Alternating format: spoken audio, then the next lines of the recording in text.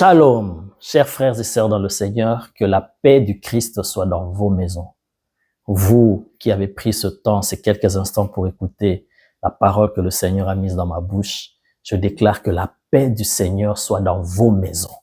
Quel que soit ce que vous traversez, quel que soit le temps que vous traversez, quelles que soient les circonstances que vous vivez, mais je déclare au nom de Jésus que la paix du Seigneur qui surpasse toute intelligence, sa paix que le monde ne peut pas donner, puisse combler vos cœurs et entrer dans vos maisons, s'installer, s'établir dans vos maisons au nom de Jésus. Alors, je voudrais juste partager pendant ces quelques instants la parole que le Seigneur m'a mise dans la bouche et a mis dans mon cœur, a déposé dans mon cœur pour partager à son Église. Je voudrais parler pendant quelques instants du mystère du corps de Christ, qu'on appelle l'Église, mais c'est un corps. Et il y a un homme extraordinaire dans la Bible que j'aime beaucoup, l'apôtre Paul, qui pour moi est une école. Il n'est pas seulement un personnage biblique, mais il est une école. Une école au travers de laquelle on peut apprendre beaucoup de choses, beaucoup de leçons que le Seigneur a voulu nous donner au travers de sa vie. Notamment, c'est un homme qui est venu après la mort et la résurrection du Seigneur, qui a commencé à exercer le ministère après la mort et la résurrection du Seigneur, mais qui a opéré des grandes choses et qui a écrit même presque la moitié du Nouveau Testament. Ce qui veut dire que même si tu n'as pas eu à rencontrer le Seigneur physiquement, mais par la révélation, par son apparition dans ta vie, il peut se servir de toi, il peut t'utiliser, même plus que d'autres. Parce que ceux-là, les Pierre et les autres, ont marché physiquement avec le Seigneur. Mais lui, il est venu après, mais il a accompli des choses extraordinaires. Et au travers de lui, nous voyons comment le Seigneur a montré qu'il est miséricordieux. Un homme qui a persécuté l'Église, qui a emprisonné les serviteurs de Dieu.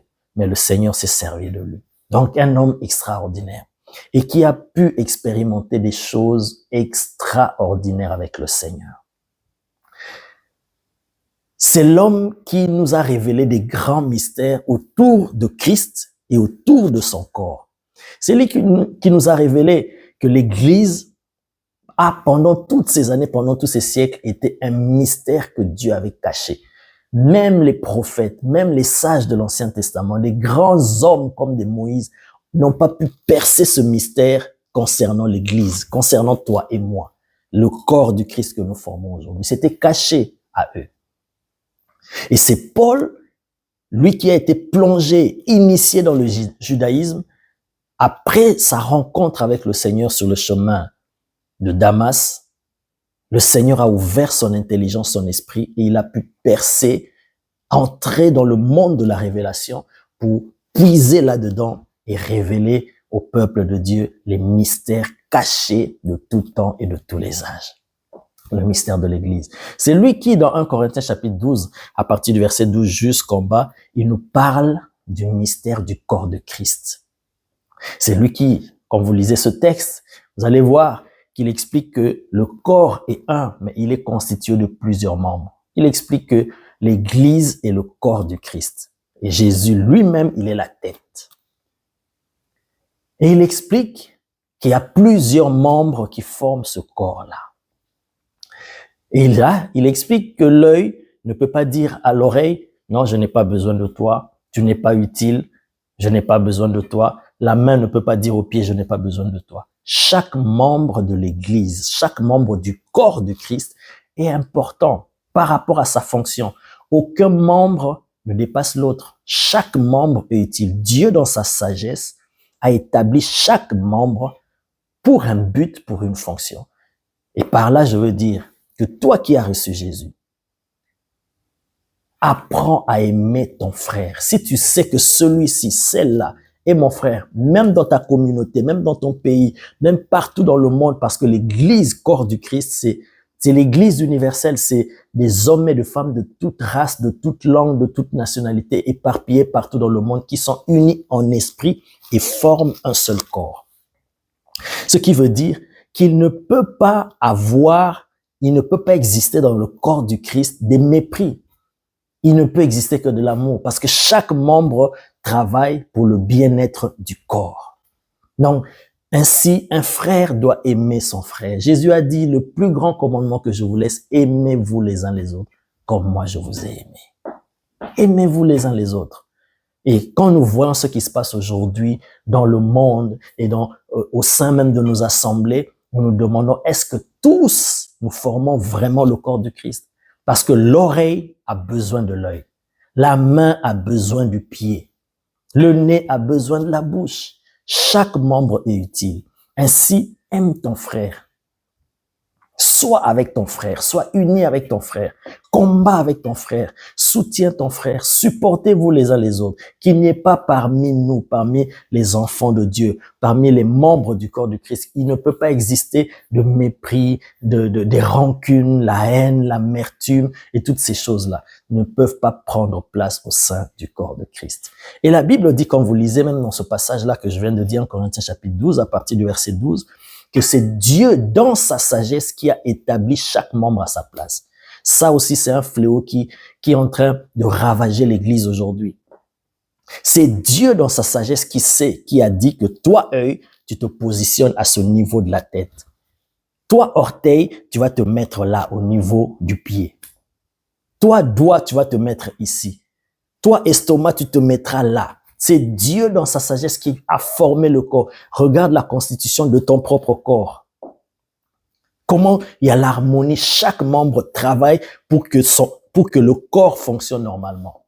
Ainsi, il devrait en être dans le corps du Christ.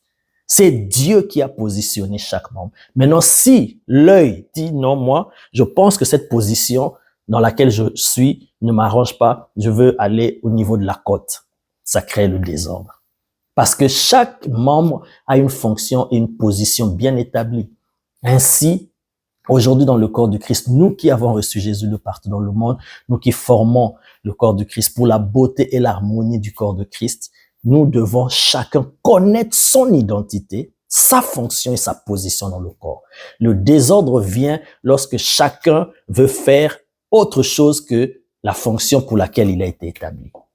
Quand un serviteur de Dieu, quand un frère, une sœur, quand une communauté veut aller au-delà de ce que Dieu lui a donné comme fonction, comme rôle, ça crée un désordre, un dysfonctionnement au niveau du corps. Et cela rappelle le syndrome de Lucifer. Parce que le problème de Lucifer, c'était qu'il voulait aller au-delà de là où Dieu l'avait établi, de l'environnement, de la sphère dans laquelle Dieu l'avait établi. Lorsque un ministère, lorsque un serviteur de Dieu, lorsqu'un enfant de Dieu veut opérer, veut aller au-delà de la sphère, de la responsabilité ou là où Dieu l'a établi, ça crée un désordre, un dysfonctionnement.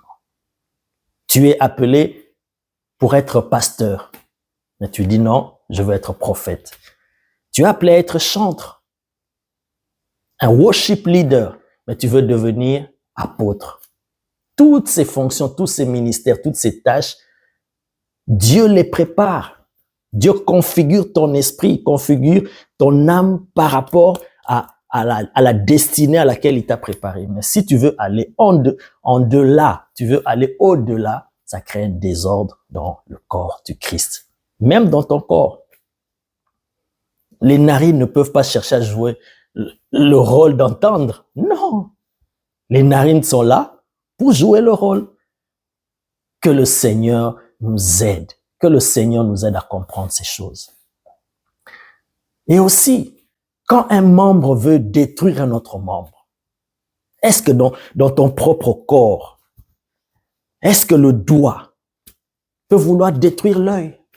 Si le doigt ose dire que toi, œil, tu me déranges, je vais te trouer. Tu essaies de pointer ton doigt dans l'œil. Et c'est tout ton corps qui va souffrir. Et c'est ce qui se passe aujourd'hui dans le corps du Christ. Tu vas voir tel frère combat tel frère, telle sœur combat telle sœur, tel ministère combat tel ministère, telle église combat telle église, tel pasteur combat tel prophète, tel apôtre. Toutes ces choses-là rongent l'église et créent un dysfonctionnement. Le diable, il est malin. Il sait qu'il y a une parole de l'Éternel, la parole de Jésus qui est plus puissante que l'univers, qui retentit dans le monde, qui a été établi pour l'éternité. Jésus a dit, je bâtirai mon église et les portes du séjour des morts ne prévaudront point contre elle. Donc le diable sait que lui, en tant que diable, il ne peut pas détruire l'Église. Il ne peut pas détruire le corps du Christ. Parce qu'il est appelé à être indestructible. Mais qu'est-ce qu'il fait? Comme il sait qu'il ne peut pas, lui, détruire le corps du Christ, il utilise les propres membres du corps pour se détruire entre eux. My God. Donc, il incite, il pousse ceux qui sont censés être les membres du Christ, les membres du corps du Christ, à se détruire entre eux. Et ça lui facilite le travail. Tel combat tel. Ces choses ne devraient pas se retrouver dans l'Église. Et quand le Seigneur m'enseignait ces choses, il m'a dit, regarde ce fléau qui frappe actuellement le monde, ce qu'on appelle le cancer. Vraiment, en résumé, très bref, sans entrer dans les termes médicaux, techniques, c'est que le cancer, c'est une maladie bizarre. C'est différent des autres maladies, du sida par exemple, des autres maladies où c'est un virus, c'est une bactérie qui vient de l'extérieur, qui pénètre dans ton corps, qui essaie de détruire ton corps. Mais le cancer, en fait, c'est comme une rébellion dans ton propre corps. Tes propres cellules se révoltent et commencent à se détruire entre elles. Tes propres cellules détruisent tes propres cellules. C'est ça même le mystère du cancer. C'est ça même le modus operandi du cancer. Et quand le Seigneur m'a expliqué ces choses, j'ai dit, waouh, je comprends, ça c'est la ruse de l'ennemi. Et le cancer, c'est un fléau qui ravage aujourd'hui et on ne sait pas comment maîtriser cela. Parce que si c'est un corps étranger qui vient dans ton corps pour te détruire, on sait comment on peut attaquer cela. Mais c'est tes propres cellules qui se rebellent et qui commencent à te ronger, à te détruire, à te manger de l'intérieur. Alors, comment est-ce qu'on peut combattre ce qui est en toi-même, ce qui est toi-même? Et c'est ça qui dépasse. Et le Seigneur m'a expliqué que ce qui est spirituel, c'est ce qui se répercute sur le physique. Ce qui se passe, parce que l'Église est appelée à être la lumière, la référence, l'exemple. L'Église, quand elle est bénie, une nation, elle est bénie. Quand une Église se trouve dans une nation et que l'Église est bénie, la nation est bénie. Mais quand l'Église va mal, vous verrez que cette nation-là ira mal. Peu importe les gens qui prient, peu importe, mais quand vous voyez l'état de l'Église dans une nation, vous pouvez voir ce que cette nation sera. Et alors, quand il y a ce désordre-là dans le corps du Christ, les membres du propre corps de Christ qui commencent à se détruire entre eux, c'est ça qui s'est répercuté sur le monde, sur le physique, et on voit ces ravages que cause le cancer. Alors, le Seigneur nous appelle à l'unité, le Seigneur nous appelle à l'amour, à l'unité de la foi. Ça demande de la patience, de l'amour, à se supporter les uns les autres. Voilà pourquoi dans Philippiens, il est dit, l'apôtre Paul dit, ne faites rien par esprit de parti, par parti pris, ou par rivalité, par compétition, se comparer les uns les autres, s'empoisonner, se tuer, vouloir se détruire, mais que l'humilité te fasse regarder les autres comme étant au-dessus de toi-même. Pousse les autres. Aime les autres, aime ton prochain. Tu sais que celui-là est en Christ. Aime-le, que tu le connaisses ou pas, mais vous faites partie du corps de Christ. Vous êtes les membres du même corps. Travaillons pour que le corps soit en bonne santé. Et si le corps est en bonne santé, le corps va travailler et nous allons voir cette lumière réjaillir sur le physique, réjaillir sur le monde et le monde sera éclairé. Mais si l'Église va mal, entre nous-mêmes, les membres du corps, nous nous détruisons, le monde sera dans le chaos. Alors que le Seigneur nous aide à comprendre ce mystère. Cet homme qui nous a parlé de ce mystère, l'apôtre Paul, il a compris, pas par écriture, mais il a compris par la révélation et par l'expérience. Comment est-ce qu'il a compris que le corps du Christ est un avec lui-même? C'est comment il a compris ce mystère-là du corps de Christ? C'est lorsque lui, il voyait dans son physique, avant qu'il ne rencontre le Seigneur, il persécutait les chrétiens. Il emprisonnait les uns, il avait la rage et même il a participé au meurtre de Étienne.